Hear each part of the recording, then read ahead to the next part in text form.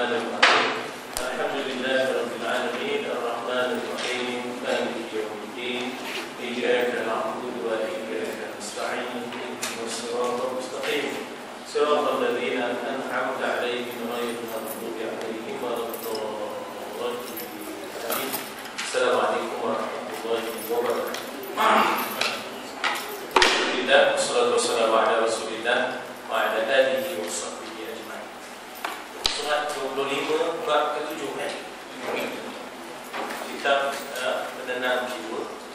InsyaAllah kita dah berakhir sebelum ini tentang betapa kita tidak boleh melupakan Allah Subhanahu wa ta'ala. Dan Allah itu sentiasa di dalam ingatan kita. Kita dalam doa kita sebut Allahumma a'inna ala dzikrika wa syukrika wa husni ibadatik. Ya Allah, bantulah kami. A'inna ala dzikrika, bantulah kami untuk mengingatimu dalam segenap perkara, ya. Ataupun kita juga dalam doa kita itu ada, kita juga baca doa Allahumma inna nas'aluka lisanan ratban bi dzikrik. Ya Allah, kurniakanlah kepada kami lidah yang basah menyebut nama-Mu, ya Allah. Ya. Yang disebut Allahumma inna nas'aluka lisanan ratban bi dzikrik, ya. Wa qalban maf'uman bi syukrik wa badanan hayyinan layyinan bi ta'atik. Kurniakanlah kepada kami lidah yang basah menyebut nama-Mu, ya Allah, dan hati yang maf'uman bi syukrik, penuh dengan kesyukuran kepada-Mu, dan badanan hayyinan, badan yang lembut, yang mudah, yang ringan. Badanan hayyinan layyinan bi ta'atik, ya. Jadi artinya bahawa usaha untuk mengingatkan kita kepada Allah melalui zikir, ya, sama ada qawli, sama ada fi'li, ataupun qalbi, ya. Dan masuk kepada yang ketujuh, apa tajuknya? Meninggalkan perintah, menjadi fasik dan munafik. Cara tajuknya itu lain macam sikit, ya. Maksudnya mana mubtada, mana khabarnya, ya. Mana subjek, mana predikat. Barangkali subjeknya meninggalkan perintah, predikatnya ialah fasik dan munafik. Meninggalkan perintah boleh membawa kepada kefasikan dan kemunafikan, ya. Fasik ini daripada fasaqa, dan makna fasaqa ialah kharaja an ta'atillah.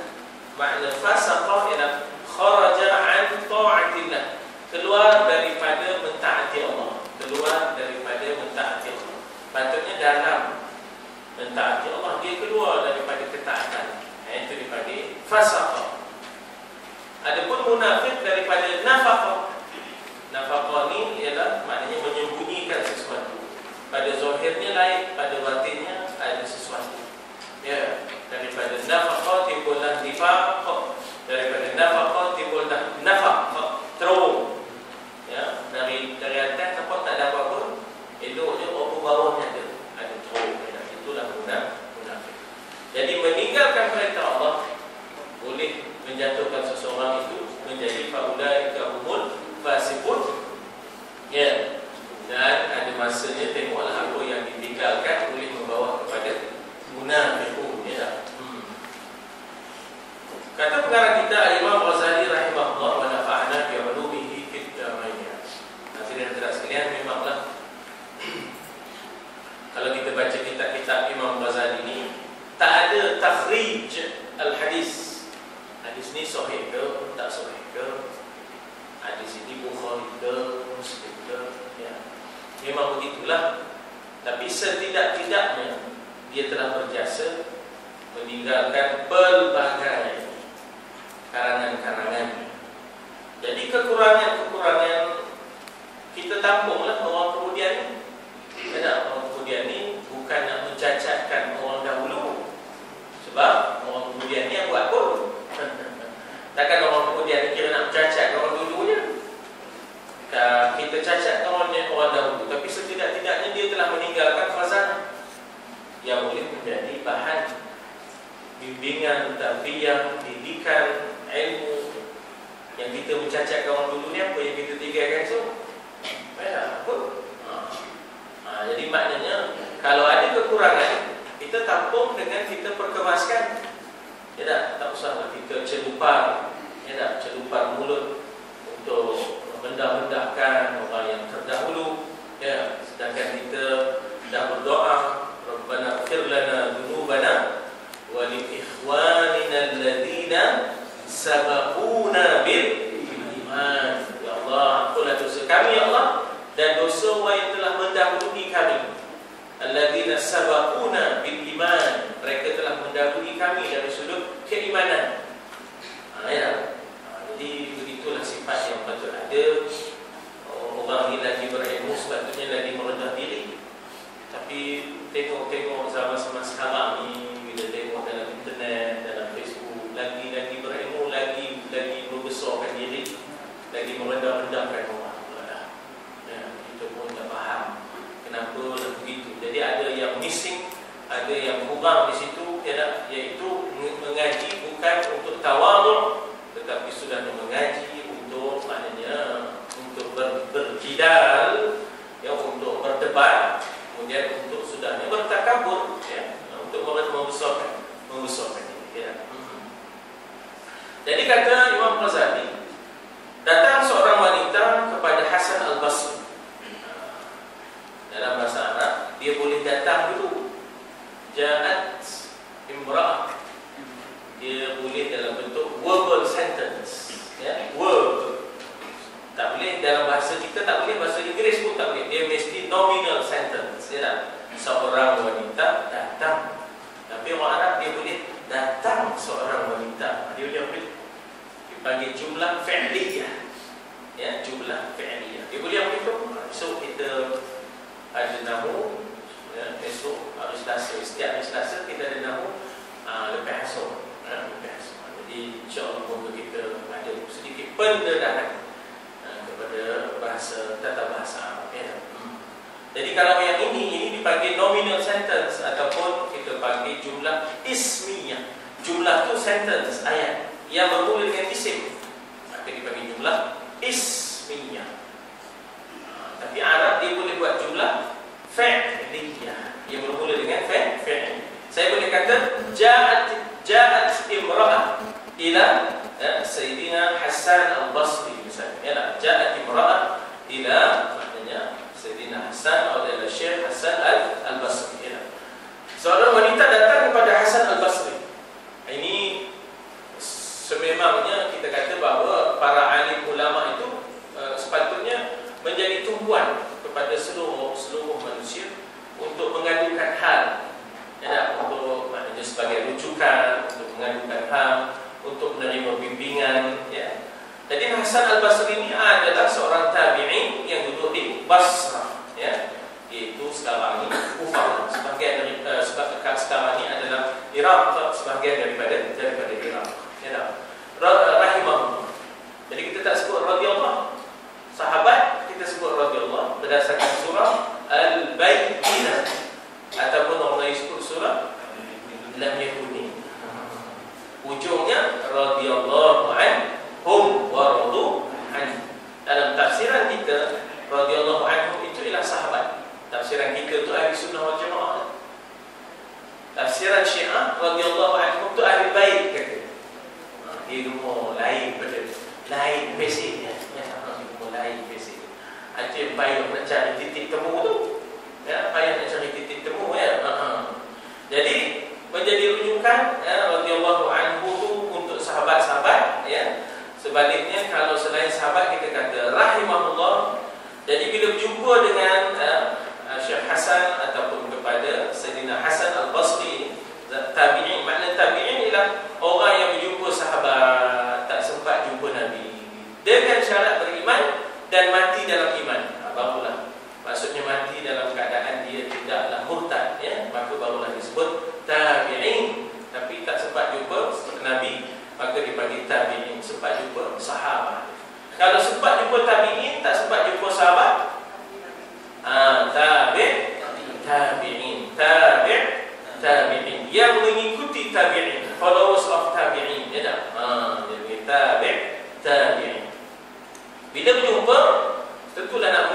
seraya berkata, sesungguhnya aku punya anak gadis yang telah meninggal lebih awal daripada ibu. Ya dah. Dan itu kita maknanya la tadri nafsun bi ayyi ardin tamut wala apa dia dipanggil la tadri nafsun mada taksibu ghadan wala tadri nafsun bi ayyi ardin tamut. Ya dah.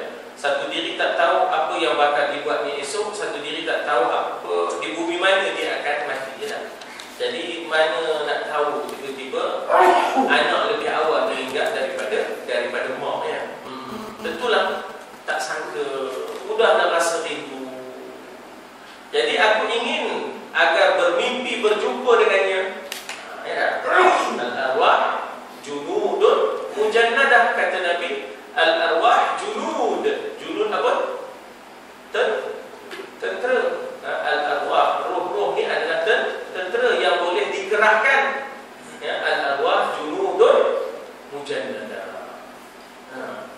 Jadi nak jumpa dengan roh, apa namanya, nak jumpa dengan roh, anaknya dah meninggal. Nak jumpa secara yaqazah tak boleh, dah lari pun. Yaqazah ni jaga. Dulu ada kita masa sibuk-sibuk harakam dulu, yaqazah ada. Idea ni yaqazah. Yaqazah dengan dha, ya, dengan dha, qaf, yaqazah. Yaqazah tu jaga. Yaqazah tu jaga. Jumpa secara berjaga, ya tak? Dalam keadaan jaga, tak boleh. Orang nak minggir kalau jumpa lari, ya tak? Kalau kita orang Melayu kata apa? Mati berantu hidup pun berantu. Aku kata ya? Macam mana orang dah lupa mana? Mati berantu hidup berantu. Apa tak? Jumpa. Ada lagi tak berenda, tak faham. Wadah. Mati hidup berantu, mati berantu. Terima ya. Jangan na'udzubillah, tsumma na'udzubillah. Tadi dah kita aminkan doa dari imam kita, Allahumma inna na'udzubika min an nusyrika bika syai'an na'lamu.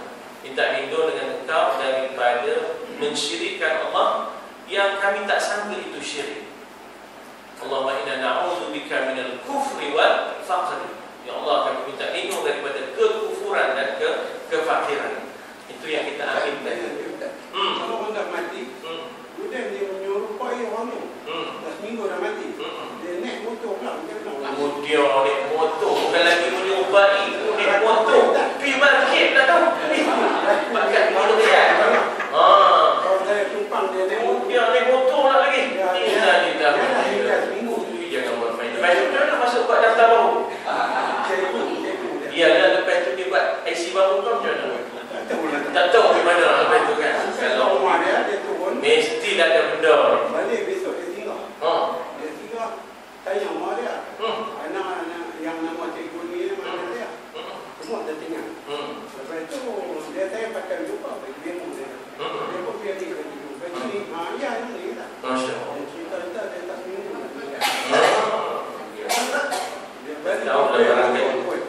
Itu tidak mustahil, tetapi yang kita kata bahawa ia bukanlah orang itu lagi, ya, bukanlah orang itu lagi. Sama ada qarinnya ataupun jinnya ataupun jin yang menyamar, ataupun jin yang menyamar. Sama ada qarinnya ataupun kita kata jin yang menyamar, ya, jin yang menyamar. Jadi bukan dia lagi, ya. Maknanya tak ada orang yang setelah mati akan dihidupkan semula kecuali dengan keizinan dan kes-kes yang telah dirakamkan di dalam Al-Quran. Kes surah Baqarah tu, kes satu, kes Uzair, ya tak? Kes yang berlaku yang berkaitan dengan Al-Kahfi. Itu pun Al-Kahfi dikatakan dia tidur, bukan mereka mati, ya, dia betul tidur, ya. Jadi maknanya kita kata bahawa kalau ada kes yang seperti itu, barangkali qarinnya, ya tak? Barangkali jin yang menyamarnya. Jadi kita pun tak tahu amalan dia kemarin, apa benda dibuatnya, ya tak? Mudah-mudahan orang yang baik, ya.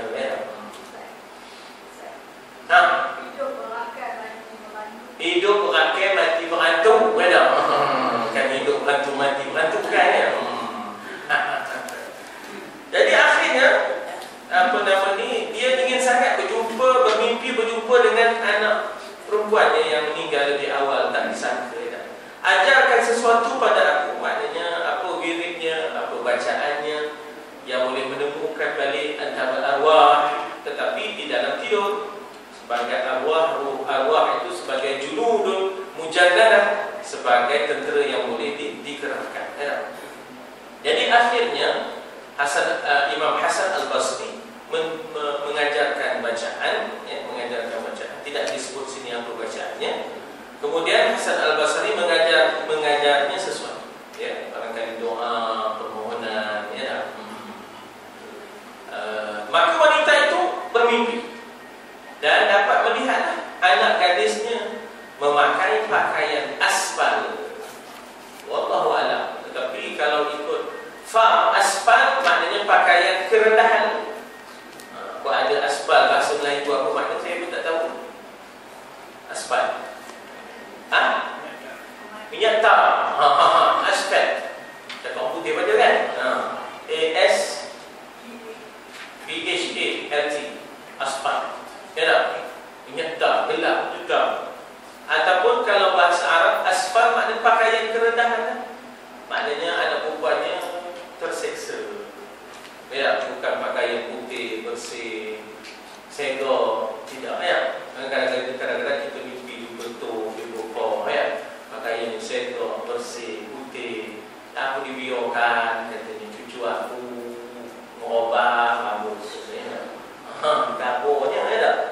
Kejut kita, kadang-kadang dia bertanya, ngapa kau tak damai kan demo tu? Jadi itu pertautan seseorang lah, ya tak? Dengan ruh, dengan arwah itu tadi, ya. Maknanya, jadi dikatakan di situ bahawa bagaimana akhirnya wanita itu jumpa anaknya dalam pakaian yang asfal tadi, ataupun kalau bahasa Arabnya asfal dengan makna pakaian kerendahan, kalau asfal dalam pakaian kehitaman itu tadi, ya tak? Dan di lehernya ada rantai yang membelenggu. Dalam bahasa Yasin disebut aghlal. Ya tak? Inna ja'alna fi a'naqihim aghlalan. Ya tak? Kan a'naq ini tengkuk kan? Aghlal maknanya belenggu. Tengkuknya terbelenggu.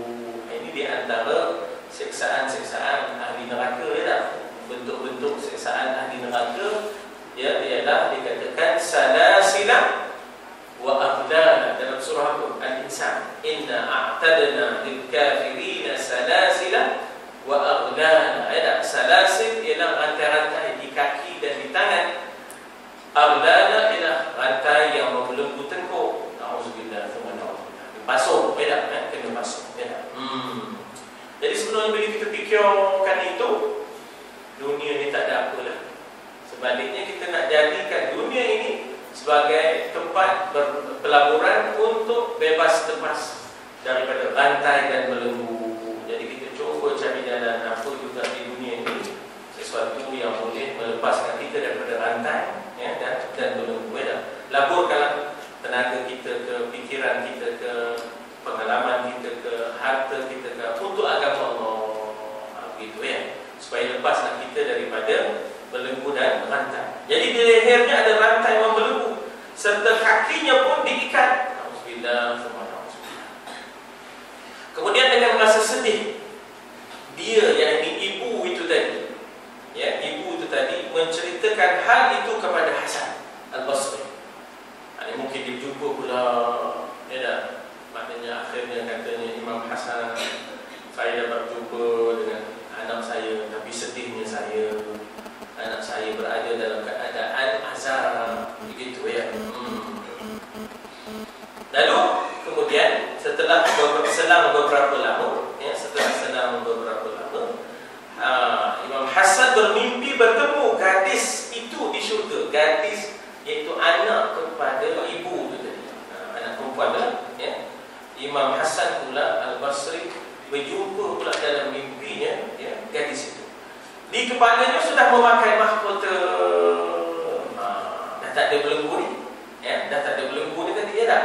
Di kepala itu sudah memakai mahkota. Ubah Arab panggil mahkota apa? Taj, ya tak? Tajul arifin, ya tak? Ya tak? Lagi apa? Tajul bulu. Mahkota raja-raja. Jadi Tajul abidin pun ada juga, ya. Tajul abrar pun ada juga. Nama kepada orang yang baik-baik. Orang yang baik-baik itu dia adalah mahkotanya. Tajul Abrar, anak Ustaz Wazir. Ustaz Wazir ni orang berbahagia lah. Saya dulu dapat Ustaz Wazir ni, dapat Ustaz Wazir. Kira guru pertama saya kira ni. Jadi dikata apa di situ bahawa sudah memakai mahkota. Lalu gadis itu bertanya, "Wahai Hasan, akulah anak gadis wanita yang datang kepadamu, yang kemarin jumpa nak mohon supaya dapat mimpi berjumpa dengan aku, dan mengatakan demikian, akulah anak gadis wanita yang datang kepadamu dan mengatakan demikian. Maknanya kalau bahasa sekarang bla bla bla bla. Demikian. Hakadha wa kadha wa kadha. Cakap Arabnya hakadha wa kadha wa kadha. Kita tengok juga lagu dah. Wa kadha wa kadha. Apa benda dia tahu tak? Jadi demikian bla bla bla. Yang ni aku dibelenggu tengkukku, kakiku diikat begitu ya. Apakah engkau wahai Hasan tidak mengenali aku? Ya. Wahai Imam Hasan Al-Basri, alam ta'rifuni? Tak kenal aku ke? Lalu Hasan berkata, apa yang menyebabkan kamu berubah seperti yang aku lihat ini? Maksudnya dulu kamu itu dibelenggu, kata di buku. Sekarang kamu memakai mahkota. Apa yang merubah keadaan? Apa yang merubah keadaan? Hidup bergelap, semua itu hidup ya. Nampak ya? Saya bergelap. Mati saya tak bercerok itu. Jadi ada seorang lelaki dia kata pada situ, lalu dia kata begitu. Hasan berkata, Imam Hasan Al-Basri berkata, apa yang menyebabkan kamu berubah seperti yang aku lihat ini? Dalam riwayat ibumu, dalam riwayat ibumu tentang dirimu, kamu kemarin memakai baju aspal yang hitam, yang hina, kamu dibelenggu, kamu diikat tangan, lehermu dibelenggu. Sekarang ini aku lihat dalam mimpiku ini, maknanya aku lihat kamu sudah memakai mahkota. Kamu sudah memakai mahkota. Apa yang menyebabkan kamu berubah seperti yang aku lihat? Lalu gadis ini berkata, ada seorang lelaki melalui kami, melalui perkuburan. Kita bila lalu kat kubur, Assalamualaikum ya ahlal kubur, ataupun Assalamualaikum ya darat muslimin. Lalu kita doakan kan, Allah maghfir lakum warhamkum wa'afikum wa'fu ankum. Ya tak? Allah mengampuni kamu semua dan juga mengafiatkan kedudukan kamu. Allah maghfir lakum warhamkum, dan merahmati kamu semua. Jadi ada kesannya. Kalau tidak apa doa, sudah. Ya tak? Maknanya ada kesannya bila kita berdoa tu. Kalau tidak sia-sia. Maknanya kan Nabi pernah lalu di satu kubur dengan sahabat-sahabat. Nabi kata orang dalam kubur dia tengah kena seksa, kata Nabi. Itu mukjizat Nabi lah. Tolonglah doakan. Ya, biar Tuhan ringankan, ya tak? Biar Tuhan kan turunkan keampunan dan sebagainya. Jadi bukan sia-sia yang kita buat mohon doa keampunan. Tapi yang jadi silapnya kita semua berkenduri. Orang mati kita kenduri, kan? Nyesek kalau tu mati. Kenapa? Aku mati dia mengincau apa? 3 malam katanya. Kata di Ustaz Amram lagi sedap. Nak makan jagung, tanam jagung 2 bulan, ya tak? Kalau nak makan 2 bulan, tanam jagung. Kalau nak makan cepat, malam tu je boleh makan, tanam orang, katanya ya. Lagi berhati dah. Lagi satu orang dulu-dulu makan sikit-sikit, kita sikit-sikit makan, katanya. Itu model Ustaz Amram tak boleh lupa kan? Kita orang dulu makan sikit-sikit, kita sikit-sikit makan, makan saja. Siapa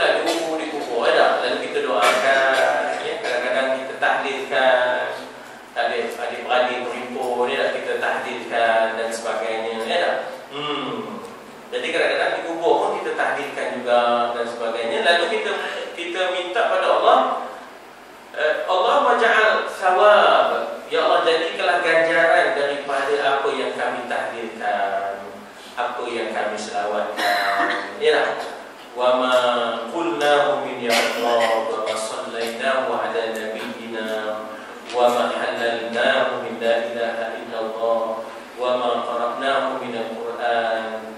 Ya Allah maja'al thawab, jadikan ganjaran tahlil kami, baca Quran kami, selawat kami sebagai hadiyatan minna, hadiah daripada kami, wasilah sampai kepada mereka, rahmatan, jadikanlah ganjaran daripada bacaan kami sebagai membawa rahmatan minka nazilah.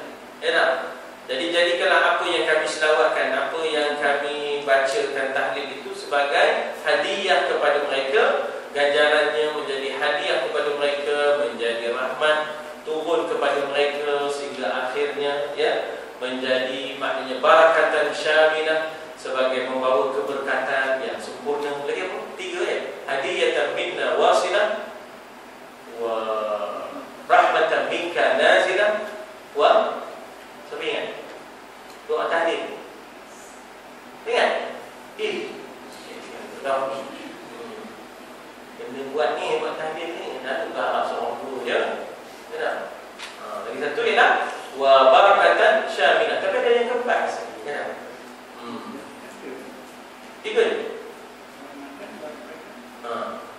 Jadi daripada selawat kami, daripada apa ya, tahlil kami ya, supaya menjadi rahmat kepada mereka, turun kepada mereka ya. Jadi si laki-laki ini lalu kubur kami, dia membaca selawat kepada Nabi SAW. Macam kita juga mohon pada Allah supaya pahala selawat kami ya dah, wa ma sallainahu ala nabiyina Muhammad sallallahu alaihi wasallam fi hadhihi sa'atil mubarakah ya, sebagai hadiyatan minna wasilah wa rahmatan minka nazilah kan. Itu dia sebenarnya nak nolong yang semati, bukan kita nak makan apa jamu barang ya dah. Syok lah ni apa. Tadi ada orang minyak malam universiti ada punya mau pergi ke masjid. Kita nak semua makan, orang nak nolong mati tu ada. Jadi katanya di situ bila dia baca selawat kepada Nabi sekali, sedangkan dalam kubur ada ketika itu di perkuburan itu 550 orang sedang diseksa. 550 orang sedang diseksa di alam barzakh ini, dipanggil apa? Sebagai hufrah min hufarin niran ya dah, sebagai kawah, sebagai lubang daripada lubang neraka ya dah. Jadi maknanya ada seksaannya daripada, kalau kita baca seksaan orang yang tak semayang, apa seksaannya ya dah. Dengan ulurnya, dengan cemetinya, seksaan orang yang mengambil apa namanya tanah orang ya, merampas tanah orang, ada seksaannya ya dah, dicemeti sehingga tenggelam di dalam kuburnya sebanyak 70 hasta dan sebagainya. Jadi maknanya ini seksaan-seksaan ya, di dalam kubur. Jadi masa itu ada 550 orang yang sedang diseksa berkat selawat itu tadi, maka akhirnya terlepas wanita ini daripada seksaan. Sedang dalam kubur ada 550 orang sedang diseksa. Kemudian ada suara berkata, wahai, angkatlah mereka dari seksaan berkat selawat lelaki ini. Ya, barangkali malaikat maknanya kita kata memohon agar dengan keberkatan selawat yang membawa rahmat, yang membawa keampunan, angkatlah seksaan ya, angkatlah mereka dari seksaan ya, berkat selawat lelaki ya. Barangkali lelaki itu pun lelaki yang punya kedudukan dan maqam yang tinggi, yang mulia ya, yang maqaman mahmuda. Jadi selawat daripada orang yang maqamnya tinggi dan sebagainya ya, ada timbangannya, ada wazannya di sisi Allah Subhanahu wa taala. Maka bagaimana dengan seseorang yang membaca selawat sejak 50 tahun? Jadi kita pun bila kita bertahlil kan diiringi dengan selawat. Allahumma salli afdalas salati ma'ala as'adi makhluqatika habibillah.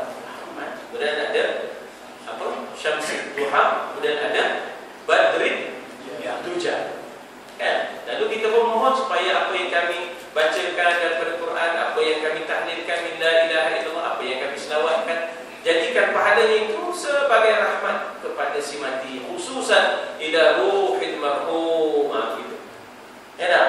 Ataupun kita ila al-marhumin man ijtama'na hauna bi sababihim, dan kepada ruh al-marhumin yang ramai-ramai yang kami berhimpun dengan sebab mereka, man ijtama'na hauna bi sababihim wa ila usulihim wa ila furu'ihim wa man yantasibu ilaihim ajma'in, dan siapa yang dinasabkan kepada mereka seluruhnya, ya.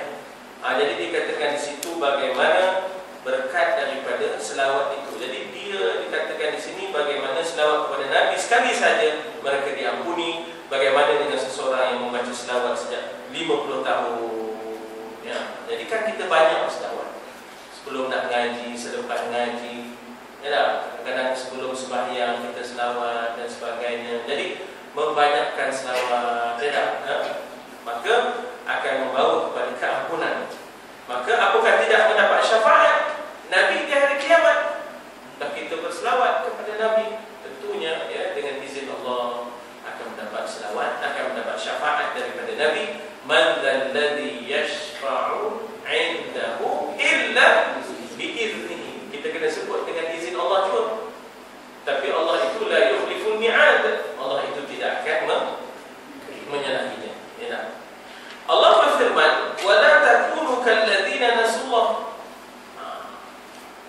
Ayat ini dibaca tadi di Maghrib. Saya tadi Maghrib di Masjid Kota Makanan, imam baca ayat. Wa la takunu kalladzina nasullah fa ansahum anfusahum. Ya. Janganlah kamu jadi seperti orang yang lupa akan Allah, nescaya Allah akan lupakan mereka akan diri mereka, dan tak sedar ke diri. Tak sedar ke diri. Orang yang lupa Tuhan, alladzina nasullah, ya tak? Kalladzina nasullah, lupa ke Tuhan ni. Tuhan kata di situ dalam ayat ini, surah Hasyr ayat 19, fa ansahum anfusahum.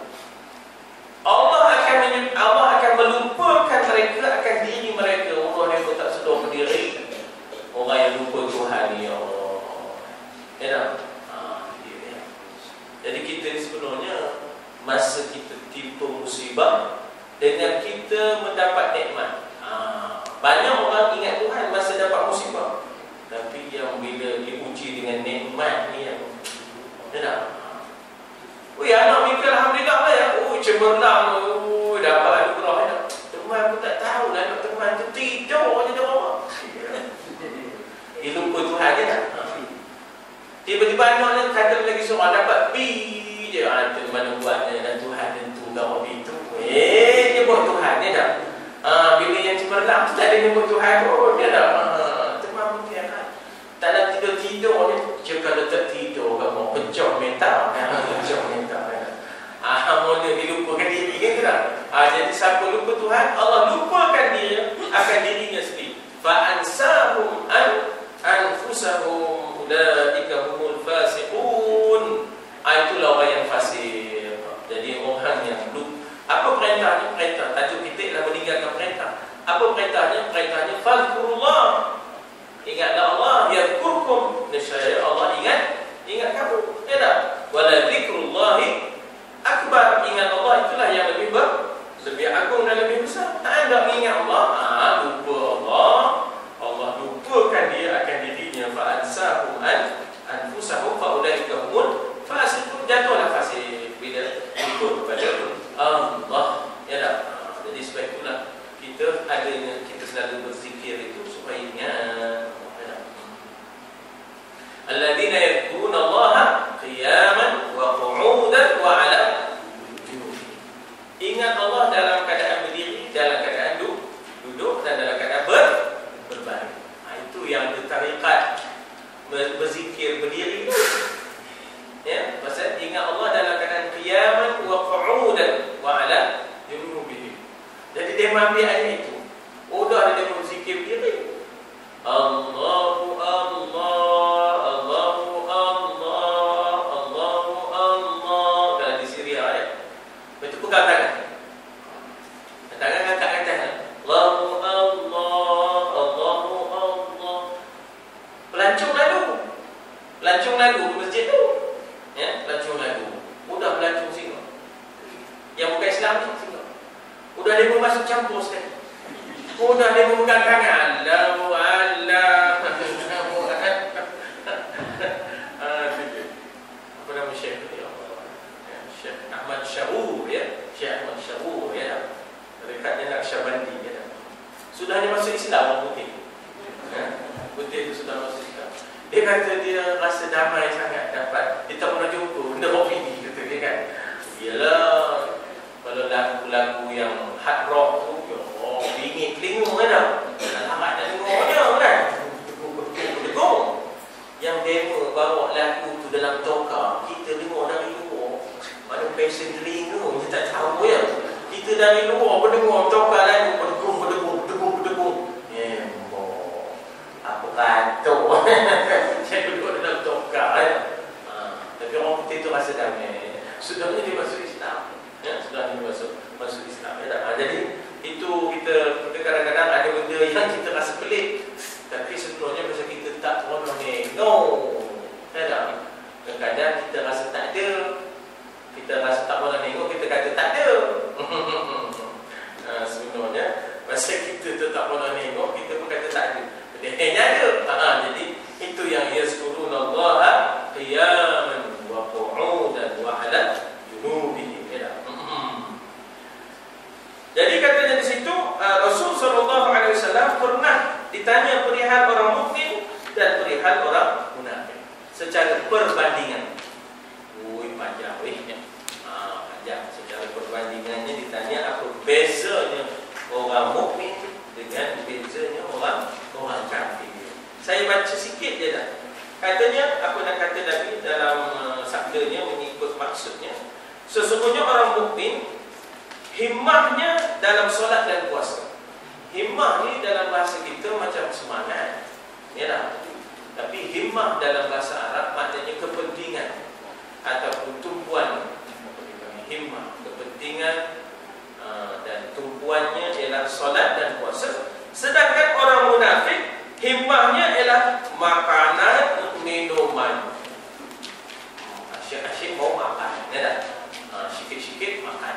Bukan makan sikit-sikit, ya tak? Buat apa pun aku jawapan ada. Kan? Lepas ni macam nak jawapan. Lepas sebelum tu ada nak jawapan. Ya, aku jawapan. Tapi yang seronok tu aku jamu standard, kerusi tak. Jamu bukan main lagi standard tak? Kerusi tak ada. Lagi standard lagi tak kerusi tau. Kalau lagi kerusi tu kita orang standard lagi sekarang. Ini jenis jamu tak kerusi. Jamuan tak apa, tak jamuan. Jamuan tak apa, jangan jemuan. Kalau jemuan jadi datang ya. Oi, tu mana tu? Datang macam mana tu? Orang tahu macam jamuan dia. Teruk yang panggil. Macam jebol lah dia. Lain lah. Jemuan dia datang lah. Satu lah. Iaitu orang mukmin himmahnya penting dan tumpunya. Kalau bahasa kita himmah ni pula semangatnya adalah bersemangat dalam soal solat dan bersemangat dalam soal puasa. Tapi orang munafik ni bersemangat tu dalam bab makan, dalam bab dengan makan, sembah makan ni. Kan? Dengan sambungan makan tu sembah makan. Sedap lah. Tapi orang tak tahu tempat sedap lagi. Gitu kan. Betul sembah lagi tu. Tempat apa lagi yang sedap lagi tu? Tempat minum mana yang sedap, tempat makan apa yang sedap, minum apa yang sedap. Sembah makan je. Puasa tak ke mana, ya tak? Sembahyang tak ke mana. Beza lah orang mukmin. Orang mukmin ni dia punya semangat dan tumpuan himmahnya adalah untuk puasa dan solat. Ya tak? Adapun orang munafik ni himmahnya penting bagi dia, tumpu bagi dia, semangat bagi dia hanyalah kira makan minum.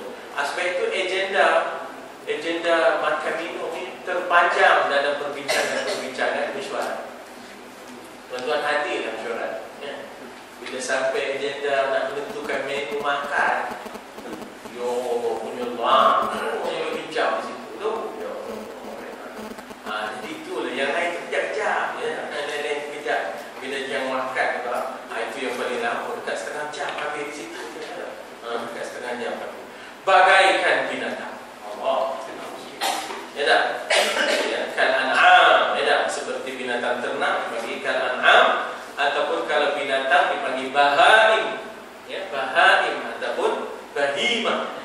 bahimatul an'am, ya, bahaim, ya dah.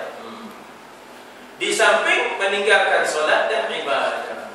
Makan itu bayang tak mana, ibadah tak mana, zikir tak mana, baca Quran tak mana. Allah Akbar. Orang mukmin sibuk bersedekah dan meminta ampun, sedangkan orang munafik terlena dengan kerakusan dan angan-angan. Kita berhenti di situ, tuan. Ya, kita berhenti di situ. Bagi yang nak ikuti, nak bacalah lebih awal, nak tunggu minggu depan. Kok ada, tak ada apa dah. Baca dulu dah. Baca. Ya, orang munafik terlena dengan kerakusan dan angan-angan. Orang mukmin sibuk bersedekah dan meminta ampun. Jadi sebab itulah bila ada orang berzikir-zikir minta ampun, jangan ada rendah-rendahkan. Ya tak? Fahabli taubatan wa ghafir dhunubi. Kenapa ya kita rendah-rendahkan? Kalau dia minta ampun, kita rendah-rendahkan dia macam apalah dia tu macam tak minta syurga je, ya. Las kulli firdausi ahlam. Dia bukan tak nak syurga, yo. Dia nak haburkan rendah dirinya, malunya di hadapan Allah. Ya Allah, aku tak layak masuk syurga Firdaus. Ngapun berdasarkan rekodku yang lama tu, ya Allah. Itu bukan tak nak syurga. Memanglah Nabi suruh kalau minta syurga Firdaus. Tapi dia sedarkan diri. Ada orang yang tak faham, jadi dia mengkritik syair itu. Dia mengkritik syair itu. Kata aku pula tak ada nak minta syurga pula, minta lah terus. Ya, dia sedarkan diri. Semayang subuh pun ya tak? Sedarkan diri, tahajud pun terkejut, ya tak? Jadi kawan pun orang kata dipanggil muraqabah, ya tak? Dipanggil muraqabah. Lalu dia tak ada dah berani, dia malu lagi hadapan Allah, ya tak? Lalu dia minta ampun. Jadi orang mukmin sibuknya dengan bersedekah, ya, dan meminta ampun. Tuan-tuan ni saya rasa tak berapa kali sedekah. Kenapa? Ada round saja baku itu. Tak berapa kali sedekah. Walaupun RM1, walaupun RM50, tapi maknanya betul usaha dan sedekah itu orang mukmin dia tak? Betul. Itu maknanya dalam bahasa siapa banyak sedangkan kita meminta ampun, ya, dengan zikir kita dan sebagainya, tak lepas daripada memohon ampun. Orang yang munafik, dia kira-ngira dia berapa dapat, di mana dapat, bila boleh dapat. Itu. Ya tak? Asyik dengan kerakusan, dan bila dah dapat, mulalah